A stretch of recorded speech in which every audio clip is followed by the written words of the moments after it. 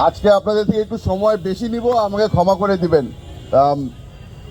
কিছু কিছু জিনিস সামনে এসে পড়েছে গত কয়েকদিন ধরে, এগুলা অ্যাড্রেস করা খুবই জরুরি আমি মনে করি। যদি আমার কথাবার্তার মধ্যে আপনাদের কোনো কিছু পছন্দ না হয় আমাকে ক্ষমা করে দিবেন। আপনাদেরকে শুরু করতে চাই একটা জিনিস বলে, এখানে অনেক রাজনৈতিক দল ইসলামকে রক্ষা করার জন্যে তারা মাঠে নেমেছে। আপনাদেরকে বলে দিতে চাই, বাংলাদেশের কোনো রাজনৈতিক দলকে আমরা ওই অধিকার দেই নেই যে তারা ইসলামকে রক্ষা করবে।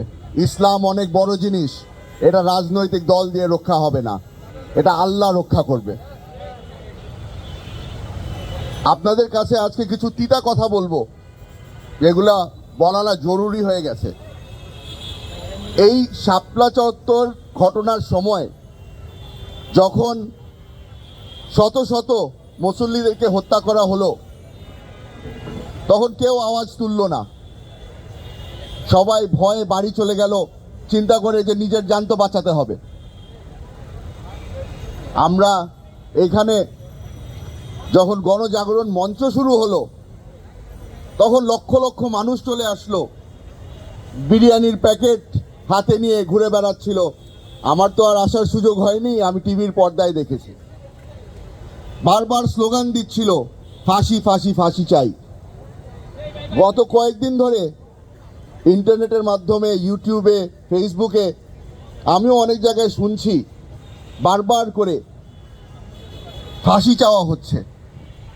একজন বলল ইমরান এই সরকারের ফাঁসি দিতে হবে, একজনে বলল এই লাকি আক্তারের ফাঁসি দিতে হবে। ভাইরা আমার, আমাকে ক্ষমা করে দিবেন, কিন্তু আমি এটার পক্ষে না।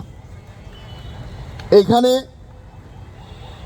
আপনারা বিচার চাইতে পারেন, আপনারা ফাঁসি চাইতে পারবেন না।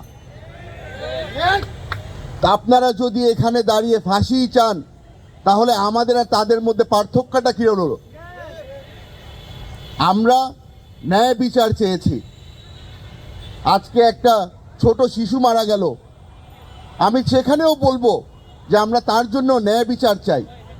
আমরা চাই যে যারা যারা এই ক্রাইমের সাথে জড়িত ছিল তাদেরকে কোর্টে পেশ করা হবে, তাদেরকে প্রতিটা সুযোগ দেওয়া হবে যে তাদের যেন ডিফেন্স লয়ার থাকে।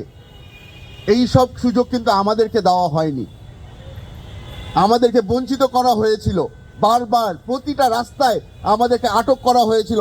আমরা লয়ার দিতে পারবো না, আমরা সাক্ষী দিতে পারবো না, কিছুই দিতে পারবো না, কারণ তখন মব রুল কায়েম করা হয়েছিল। এইখানে দাঁড়িয়ে যেই সিদ্ধান্ত নেওয়া হবে সেটাই হয়ে যাবে রাষ্ট্রর সিদ্ধান্ত।